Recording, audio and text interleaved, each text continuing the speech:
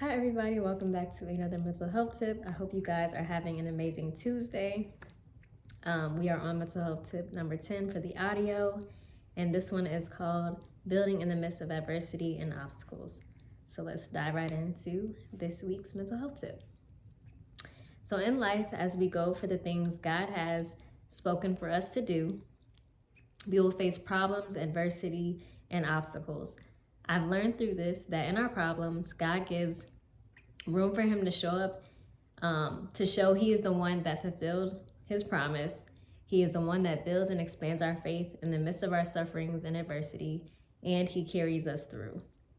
So if you ever feel yourself overwhelmed because of the big promise God has given you, know that you don't have to carry it alone. God is walking with you. He has the master plan, and we have to trust that his plan is best. Waiting is where God shows us that he is in control and how he reveals, and he knows he knows when we are truly ready for what he has for us. So as I was watching the Noah movie on Netflix, which was the wrong depiction of what's in the Bible, God still used certain scenes that spoke to me that God had me write down. So Melchizedek, which is Noah's grandfather, Lord, I cannot speak today, which is Noah's grandfather, says, remember he chose you for a reason. He said, God came to separate the pure and the wicked. The flood could not be stopped, but it can be survived. He says, before the separation and preparing to begin anew, that Noah must build. And then the flood represents replenishing the earth, making it new to start again based on what God told you to build. So God has us build brick by brick.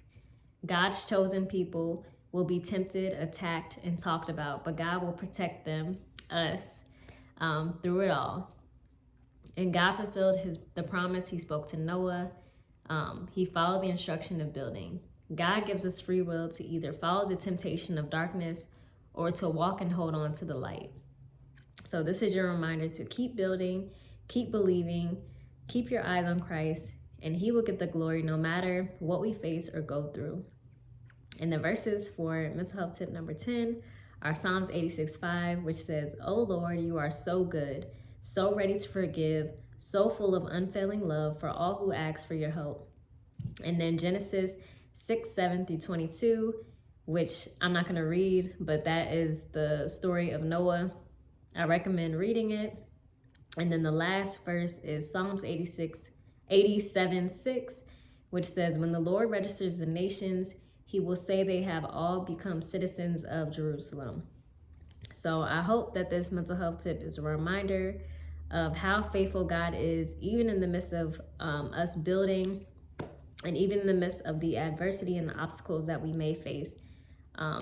As we are taking the steps towards the promises that God has made to us.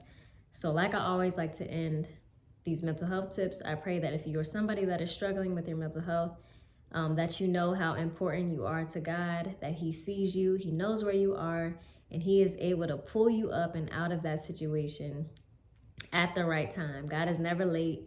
He is never too early, but he is right on time.